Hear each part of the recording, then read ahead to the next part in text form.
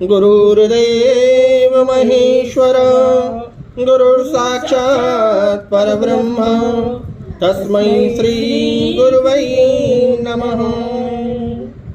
ध्यायै नित्यमहीशं रजतगिरिनिभं चारुचन्द्रावतंसं रत्नान् कल्पोज्ज्वलांगं परशुमृगवरा वीतिहस्तं प्रसन्नं पद्मः क्षीणं शमन्तात् स्तुतममर्गणे व्याघ्रकीर्तिं वषाणं विश्वाद्यं विश्वबन्धं निखिलभयहरं पंचवक्त्रं त्रिनेत्रम्।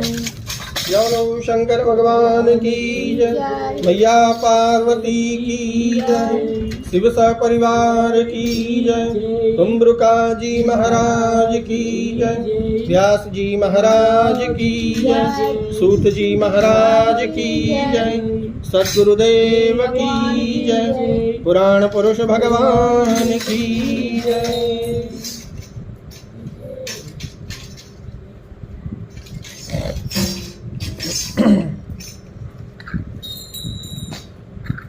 हम कल जो है और भगवान शंकर के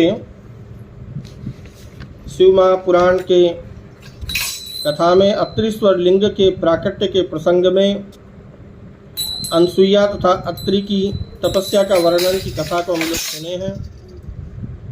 आज जो है अनसुईया के पतिव्रत के प्रभाव से और गंगा का प्राकट्य तथा अत्रीश्वर महात्मा का और वर्णन जो है आज हम लोग सुनेंगे। सुत उवाच कदाचित् सरसे श्रेष्ठो रत्रि ब्रह्म विदांवर जागृतश्च जलं देहि प्रत्युवाच प्रियामिति सापि साध्वी तत्त्वश्च च गृहीत्वात्य कमण्डलुं जगाम विपिने तत्र जलम में नियते कुतः। श्री शुत जी जो है कह रहे हैं ऋषियों को, ये महर्षियों, किसी समय जब ब्रह्म वेताओं में श्रेष्ठ ऋषिवर अत्रि समाधि से जगे तो उन्होंने अपनी प्रिया पत्नी से कहा कि मुझे जो है जल दो। वे साध्वी भी जो है और मैं जल अवश्य ही लाऊंगी ऐसा निश्चय कर और कमंडलू लेकर वन की ओर चल पड़ी। जल भी नहीं है और विचार करने लगी कि मैं जल कहाँ से लाऊं और मैं क्या करूं और कहाँ जाऊं और कहाँ से जो है और जल लाऊं, क्योंकि बारिश की छटा तो थी ही नहीं और ये तप जो है करते करते 100 वर्ष भी बीत रहे थे और जल कहाँ से लाऊं। और अभी पति जो है हाँ, और दोनों जो है इस तरह से तप में लगे हुए थे कि और कुछ शुद्ध बुद्ध जो है और रही नहीं, क्योंकि तप की परिभाषा तो मैंने पहले ही बताई कि जो भगवान के जप करते हैं तो वो केवल भगवान का नाम को और पढ़ते रहते हैं, उसे जप कहते हैं। और जप करते करते भगवान में तल्लीन हो जाते हैं, पूरा मन जो है उसी में ही हो गया और कोई भाव ही प्रकट नहीं हो तो उसे तप कहते हैं। तो ये तप की परिभाषा है। तो ये दोनों जो है और तप में इतने ही खो गए थे। और जब अत्रि मुनि जगे तो अपनी प्रिया से जो है इस तरह ही कहे और माता अत्रि को जो है, अत्रि ऋषि जो है और अपनी पत्नी अनसुईया को जो है और जल लाने के लिए कहे। तब अनसुईया मैया जो है मन में विचार करने लगी कि मैं जल लाऊं तो कहाँ से लाऊं। ऐसे विस्मय में पड़ी हुई उन्होंने उन गंगा जी को और मार्ग में देखा। गंगा जी के पीछे पीछे अनसुईया भी जो है और चलने लगी, क्योंकि दो जन जो है और वहाँ ठहर गए थे, एक गंगा मैया और एक भगवान शंकर। ये दोनों जन जो है इन दोनों की तपस्या से वहीं ठहर गए थे। वहीं पर गंगा जी को देखी और मैया अनसुईया जो है तो और उनके पीछे पीछे भगवान जल रूप में इनके तपस्या को देखने के लिए सब देवता आए थे। नहीं तो गंगा जी तो गंगा के रूप में नहीं थी ना, ना। नारी के रूप में, भगवान के रूप में थी। हाँ। तो अब अनसुईया मैया जो है उनके पीछे पीछे चलने लगी। तब नदियों में श्रेष्ठ तथा सुंदर शरीर धारण करने वाली गंगा देवी ने उनसे कहा, शरीर धारण की विधि। तो गंगा देवी ने उनसे कहा, गंगोवाच प्रसन्नास्मि च ते देवी कुत्रम यासी वदाधुना धन्या त्वं सुभगे सत्यम तवाज्ञां च करोम्यहम्। तो गंगा देवी जो वहाँ रुकी थी, तो गंगा देवी के मन में ऐसा ही भाव था कि मैं इनका कुछ उपकार कर दूं, क्योंकि उनका मैया अनसुईया का तेज बल जो है तब से इतना बढ़ गया था। तो उनके लिए जो है और गंगा मैया लालायित थी कि मैं इनका कुछ उपकार करूँगी तो ये बदले में कुछ ना कुछ मुझे देंगी।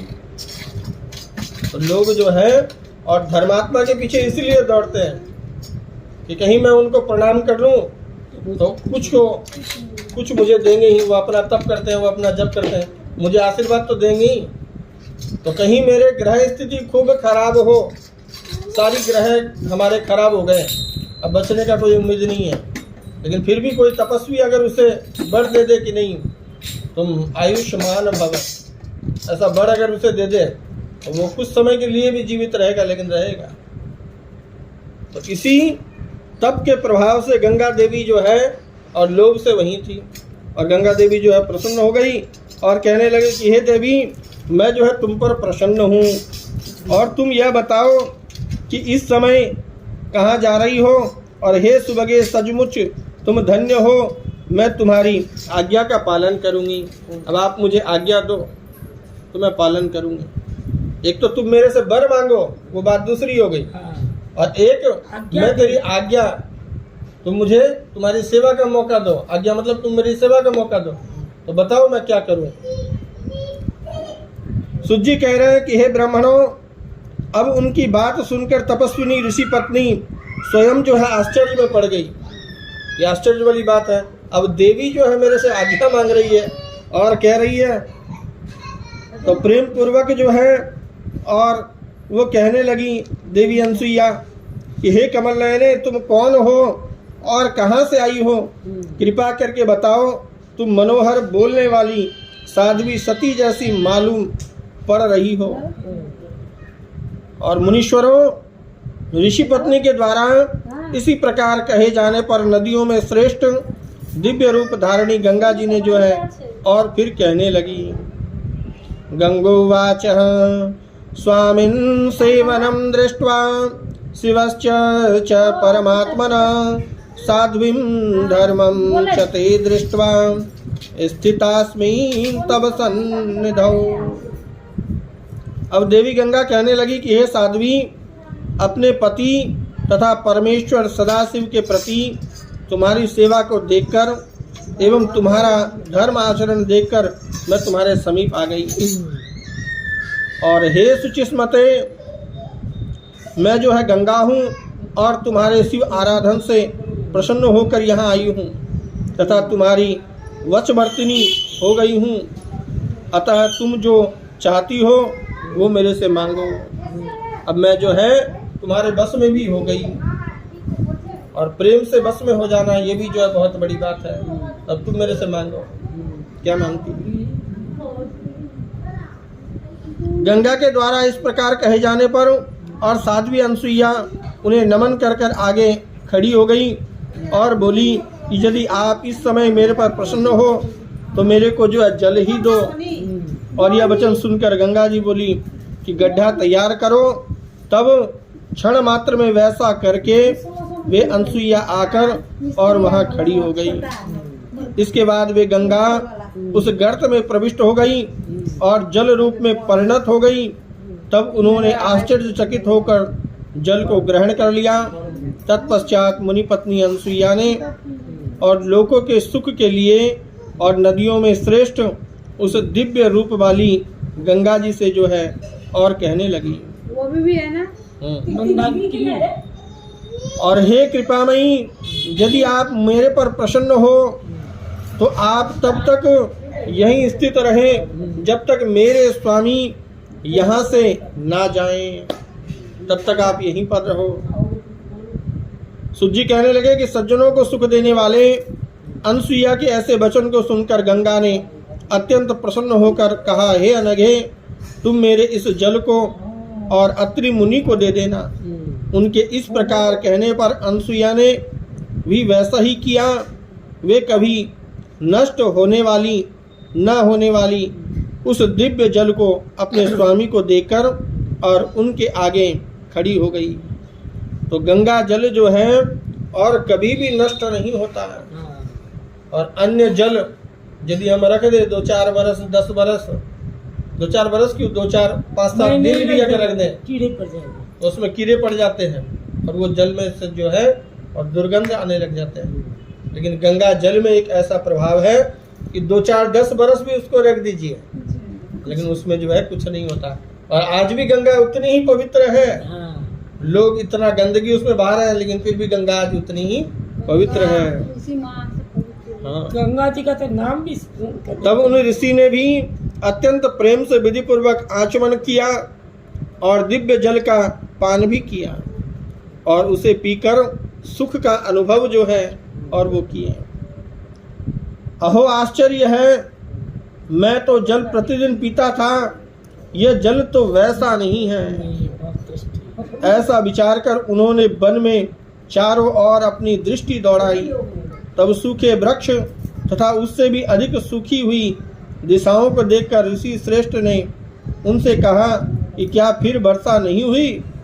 उनकी बात को सुनकर देवी अनसुईया ने कहा, नहीं, वर्षा नहीं हुई। तब ऋषि ने पुनः अनसुईया से कहा कि फिर तुमने ये जल कहाँ से लाया? हे मुनीश्वरों, ऋषि के ऐसा कहने पर देवी अनसुईया जो है असमंजस में पड़ गई कि मैं इनको क्या बताऊं और कैसे बताऊं और कितना बताऊं। अब जो है बताने में भी लोग इतने हड़बड़ा जाते हैं कि मैं किस तरह से बताऊं। ऐसा कभी कभी हम लोगों के साथ भी हो जाता है।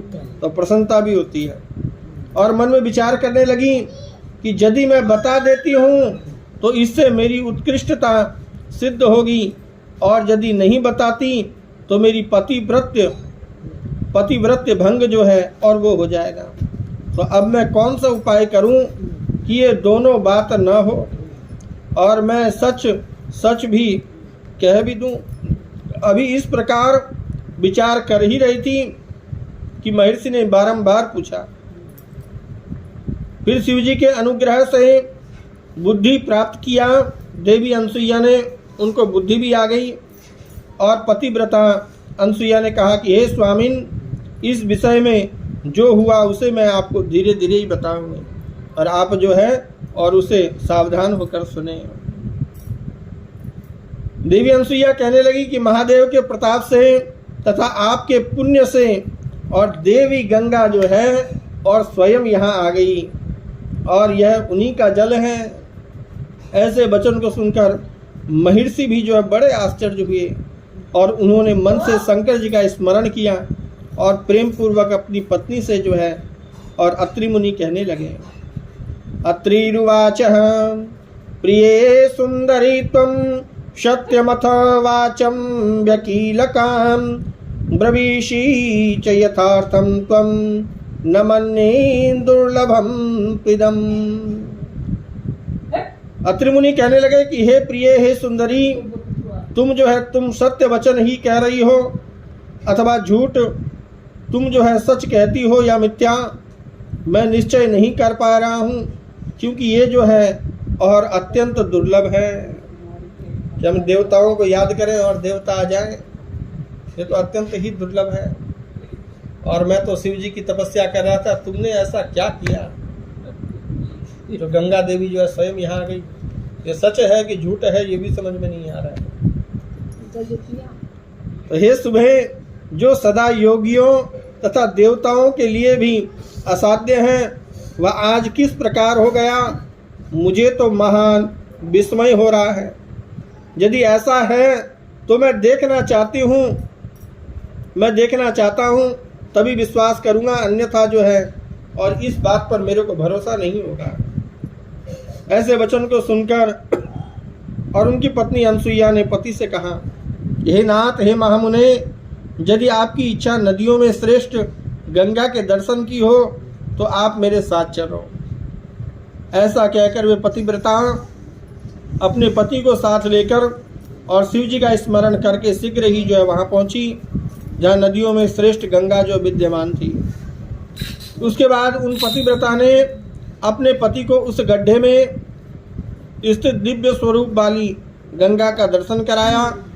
मुनि श्रेष्ठ ने वहाँ जाकर और ऊपर तक जल से परिपूर्ण सुंदर गड्ढे को देखकर कहा कि ये तो धन्य है।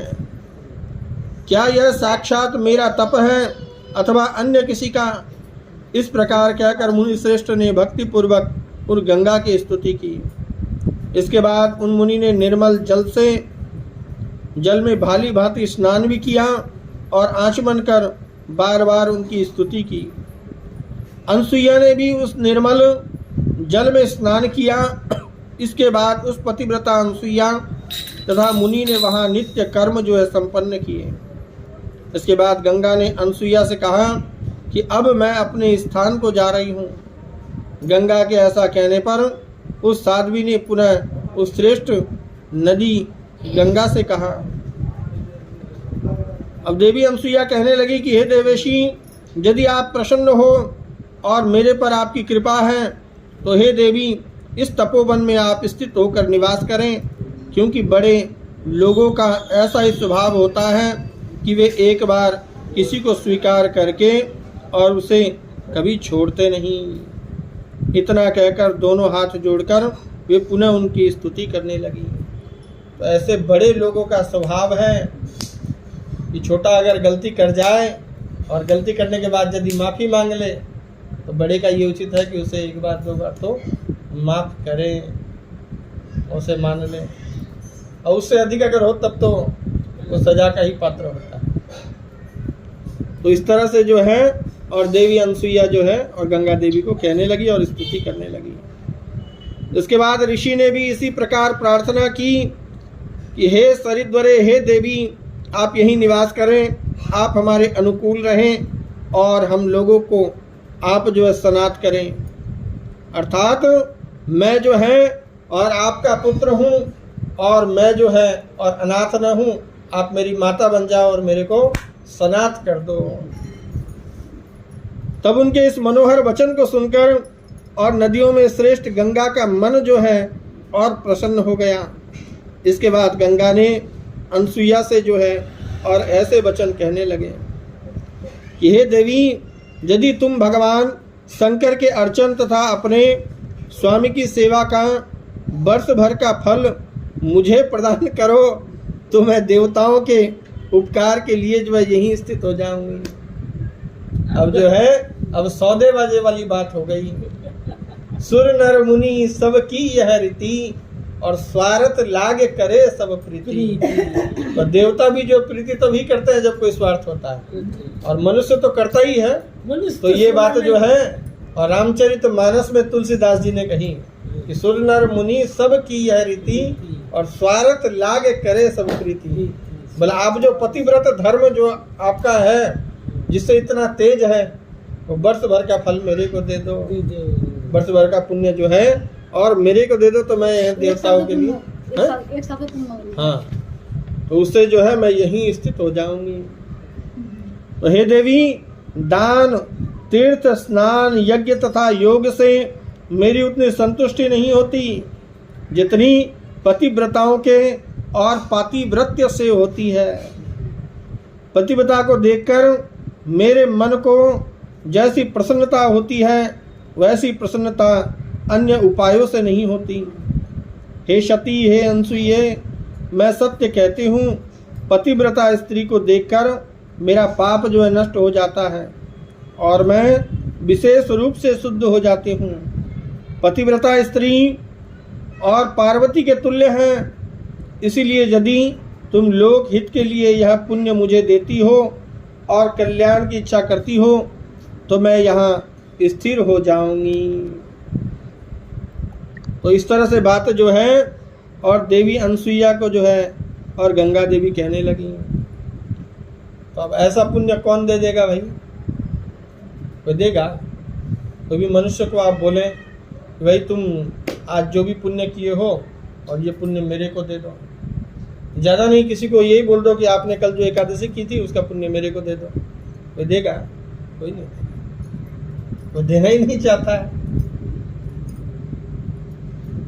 तो इस तरह से सूत जी कहने लगे कि ऐसे वचन को सुनकर पतिव्रता अनसुईया ने वर्ष भर का सारा पुण्य गंगा को दे दिया।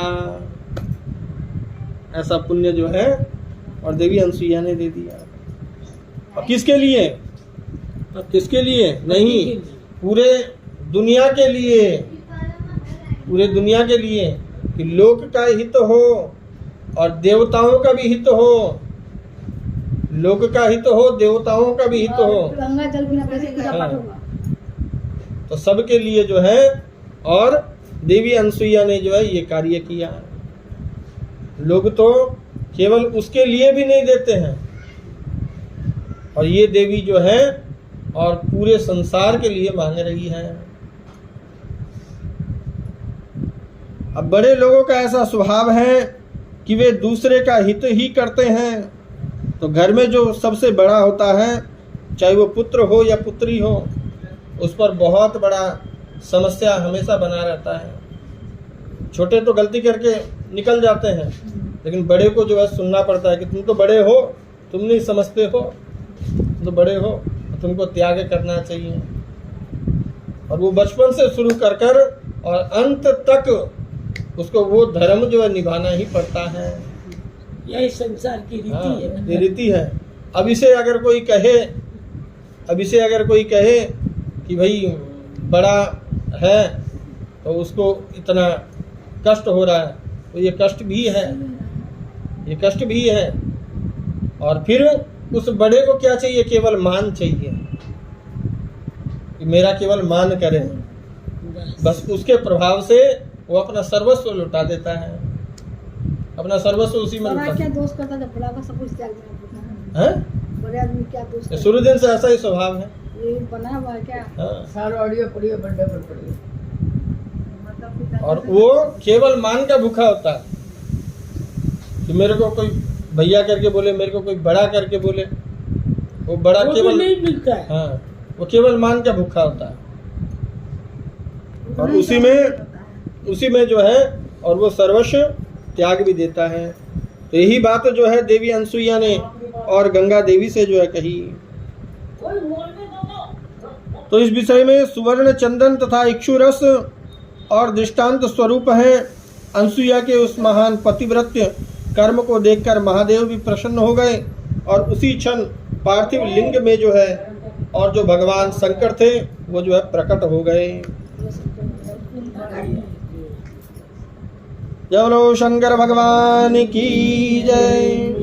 अब भगवान शंकर जो है कहने लगे प्रकट होकर कि हे साध्वी, हे पतिव्रते, तुम्हारे इस कर्म को देखकर मैं प्रसन्न हो गया। और हे प्रिय, तुम मुझसे आज वर मांग लो, क्योंकि तुम मेरी जो है और अत्यंत प्रिय हो गई।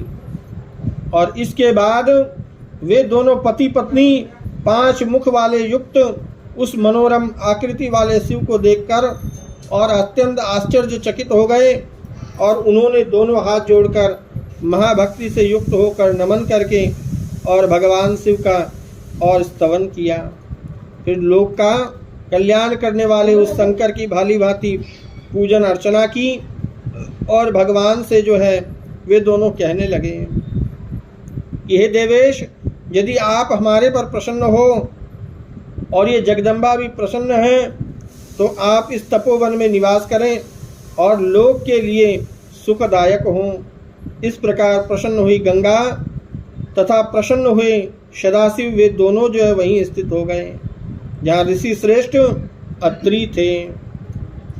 तो दूसरों को दुख दूर करने वाले सदाशिव अत्रीश्वर नाम से जो है और वहाँ पर प्रसिद्ध हो गए और गंगा जी भी अपने शक्ति से जो है उसी गड्ढे में जो है और स्थित हो गई। तो यहाँ जो है और भगवान शंकर के साथ जो है भगवती गंगा का और मंदिर है। हर जगह भगवान शंकर के साथ और पार्वती मैया का मंदिर होता है। और बनारस में भी जो है पार्वती मैया का स्वरूप है, लेकिन पार्वती नहीं है, वहाँ देवी अन्नपूर्णा है। और यहाँ जो है देवी गंगा है। अन्नपूर्णा का भी माँ हाँ। अन्नपूर्णा का भी कहानी होगा। हाँ, तो इस तरह से जो है, और यहाँ देवी गंगा भगवान शंकर के साथ है।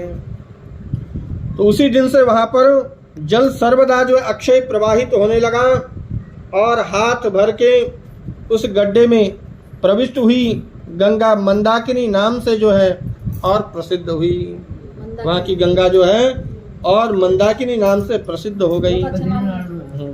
बहुत अच्छा नाम दिया है भगवान। केदारनाथ में तो हे द्विजो, प्रत्येक तीर्थ से उस स्थान पर वो शिव जी का नाम क्या है? क्या है? अत्रीश्वर महादेव। तो हे द्विजो, प्रत्येक तीर्थ से उस स्थान पर बाप रे, खा गया तो वे समस्त दिव्य ऋषि अपनी पत्नियों के साथ आ गए, जो वहां से पहले दूसरी जगह चले गए थे।